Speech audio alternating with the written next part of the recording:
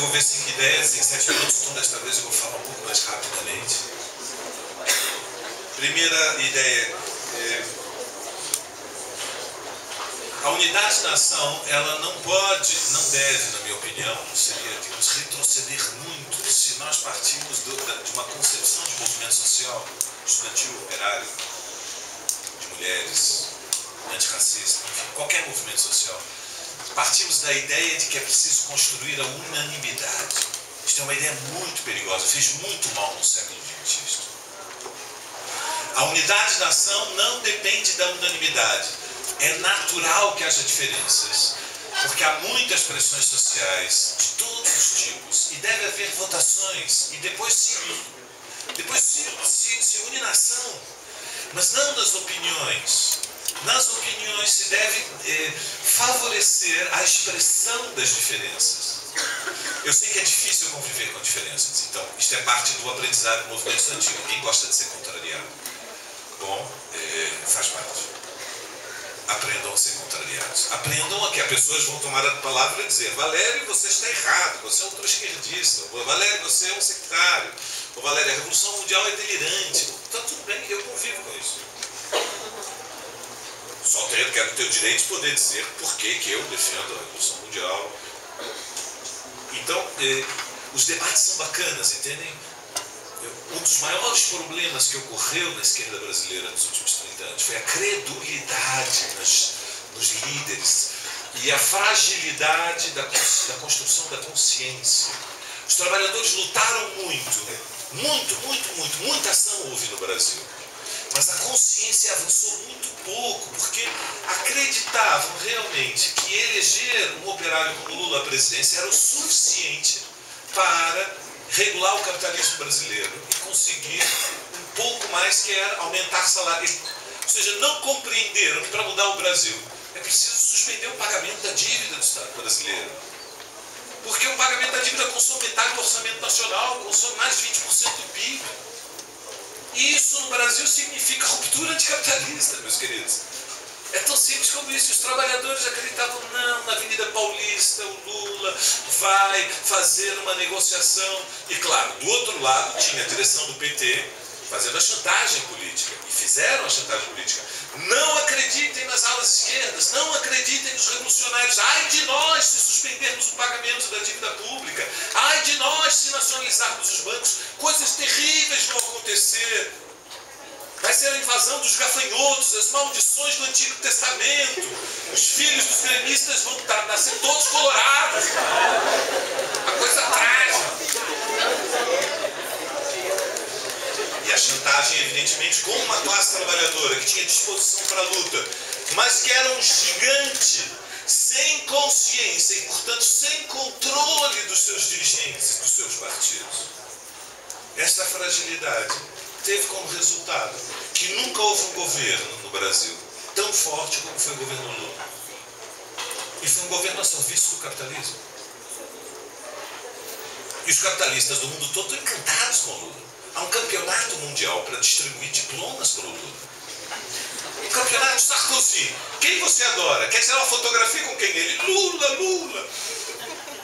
A Merkel, que é uma mulher que parece sair de um convento medieval, quando encontra o Lula, quer tirar uma fotografia ao lado dele. O Bush vinha no Brasil, pediu para ser convidado para comer o churrasco do Lorenzetti, que era da executiva da CUT, o tal famoso churrasquinho de costela do Lorenzetti, da executiva da CUT, dentro da Granja do Torto. E o Lula deu o churrasco para ele, para o Bush.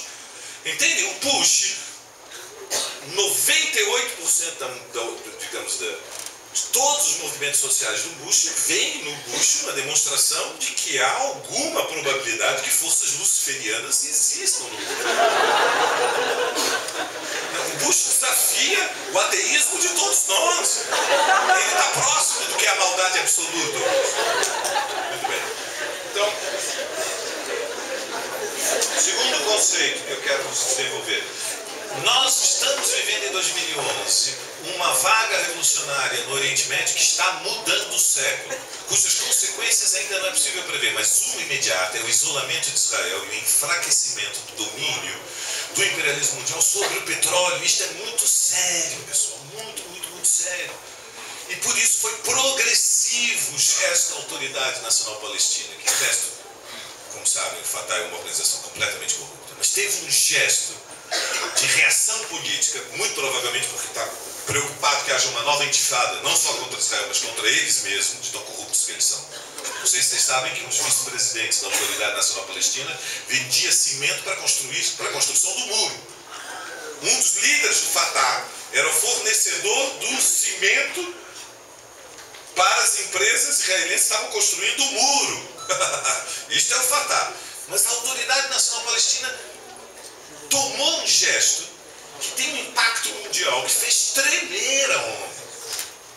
Por quê? Porque o governo Obama teve que dizer: eu vou vetar, não é possível o reconhecimento do Estado palestino. Há uma mudança tremenda. Agora, essas revoluções, quando a gente fala da Praça Tahrir, da Puerta del Sol, tem que ter sentido as proporções. Na Praça Tahrir morreram centenas de pessoas, meus camaradas. Moçada, morreram centenas de pessoas. Na Puerta del Sol, não morreu ninguém. Na Puerta del Sol, as pessoas pularam e cantaram, e foi lindo e foi emocionante. Tudo bem, mas foi bem mais emocionante a Praça Tahrir. Vamos ter sentido as proporções. Na Praça Tahrir houve uma revolução democrática, que continua, porque há uma situação revolucionária no Egito. Não há uma situação revolucionária na Espanha ainda. Então vamos ter sentido também das proporções do que é o movimento estudantil. O movimento estudantil e a juventude é uma faísca, não é o incêndio. É a minha opinião, pode estar errado. Cada um tem a sua opinião. O movimento estudantil e o movimento de juventude são uma faísca, não são um incêndio. A faísca pode provocar um incêndio se o povo se coloca em movimento. Na Espanha ainda não. Ainda não. Entre outras razões, porque está muito difícil unir o movimento da juventude da Praça Puerta del Sol com o movimento operário na Espanha. Porque o movimento operário espanhol é difícil? É muito difícil. Mas o movimento da Puerta del Sol também tem problema. Quando o movimento da Puerta del Sol não incorpora o direito das autodeterminações, está dividindo os povos do Estado espanhol. Lembre-se, os bascos não acham que são espanhóis. E a organização da ETA venceu 45% dos municípios nas eleições de Navarra e 25% em todas as 4 províncias do País Basco. Os galegos não acham que são espanhóis. Eles ficam enfurecidos se você disser para os galegos que eles são espanhóis. Seja um pouquinho paciente comigo. Terceiro tema. Democracia não é igual a socialismo. Não é verdade. Tem 200 anos de história, eu não quero ser professoral. É um congresso de estudantes. Democracia é equidade. Equidade é um princípio liberal. Como democracia liberal é uma ideia liberal. A equidade é o horizonte estratégico programático dos liberais. Por quê? Porque para os liberais, liberdade e igualdade são ideias incompatíveis. E para nós, da tradição socialista, são indivisíveis. Eu vou tentar explicar isso, porque eu demorei uns 2 ou 3 anos para entender isso. Demoraram para me explicar isso quando eu tinha 16 anos. Do ponto de vista dos liberais, a sociedade é naturalmente desigual. Se tentar introduzir igualdade, tem que destruir a liberdade. Porque o setor dos mais capazes, dos mais valentes, dos mais empreendedores, dos mais, digamos, fortes, vai ficar inibido, e a sociedade, se tentar implantar a igualdade social, está condenada à estagnação e, finalmente, à preguiça. Do ponto de vista dos igualitaristas, e, portanto, dos socialistas, que são um tipo, é uma tendência do igualitarismo, a igualdade e a liberdade são indivisíveis.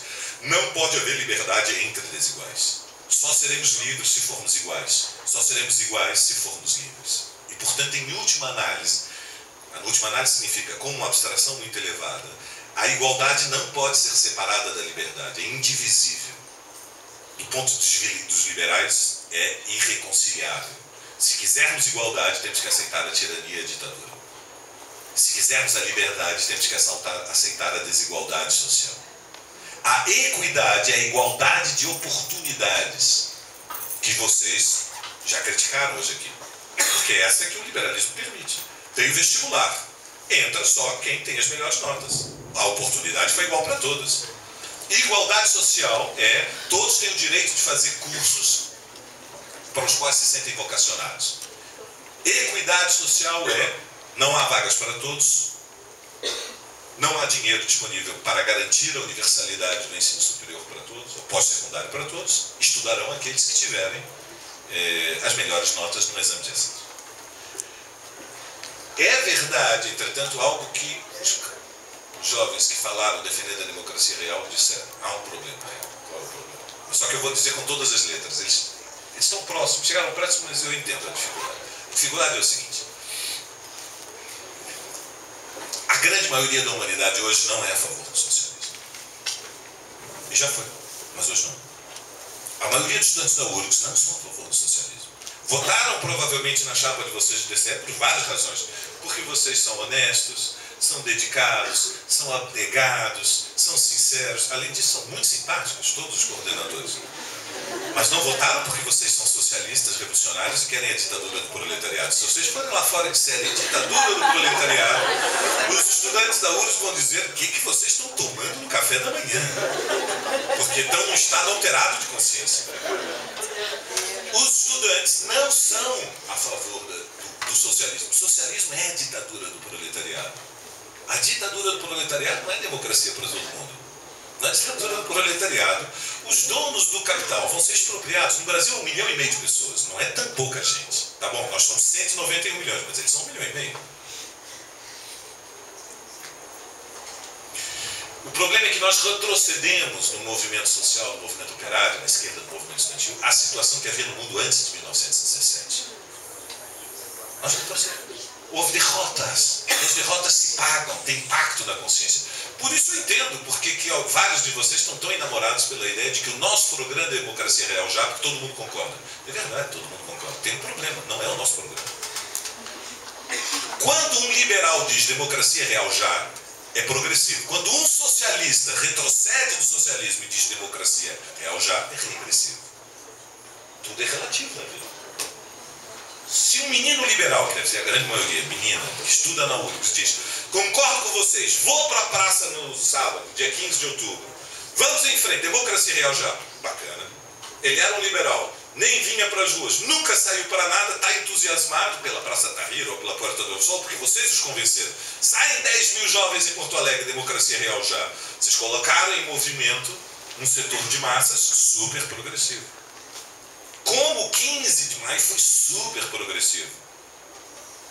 Porque como o movimento da juventude arrasca, essa eu peguei, eu estava em Lisboa, acidentalmente, estava num congresso na Universidade de História, e era uma parte da juventude que historicamente vota na direita. E foram às ruas porque estão furiosos, mas não são a favor do socialismo. Então, se o liberal sai às ruas contra um governo de direita, é progressivo. Se o socialista abandona o seu programa para defender o programa dos liberais, é regressivo. Para terminar, um xiste. Falei coisas muito sérias, quero terminar com uma brincadeira. Quando eu entrei no movimento estudantil, houve uma assembleia que eu aprendi uma lição para sempre. A assembleia era como aquelas assembleias que vocês conhecem no movimento estudantil. Tinha as várias tendências, havia uma polêmica infernal, geralmente sobre questões ultratáticas. Estávamos todos muito nervosos, ou seja, a normalidade. Como sempre. Basicamente, na hora de votar, a funila tem a proposta moderada e tem a proposta radical, certo? Basicamente, geralmente, a funilação. A proposta dos moderados era fazer, isso era em Lisboa, foi antes da ditadura califa, em 72, 73, final de 72, início de 73. Os moderados defendiam fazer a passeata na praça central da cidade. Os revolucionários defendiam fazer a passeata na saída das fábricas. Basicamente, nós já sabíamos quem ia na passeata, porque geralmente apanhávamos que nem os condenados ou íamos presos. Soltavam no dia seguinte. A ideia dos moderados é fazermos na praça central da cidade, porque é mais fácil fugir da repressão. A posição dos radicais, ou se quisermos dos exaltados, era fazer junto das fábricas para ser a faísca. Vamos tentar fazer a faísca. Aí toma a palavra um jovem, que depois veio precocemente a falecer, faleceu relativamente jovem, e disse assim: eu compreendi a tática dos meus colegas moderados. Nós damos um passo em frente, 10 passos atrás. Depois damos 3 passos em frente, 50 passos atrás. Parece uma fuga. Mas é uma tática genial. Como o mundo é redondo, de tanto recuar, um dia a gente vai surpreender a ditadura pelas costas. Avancemos.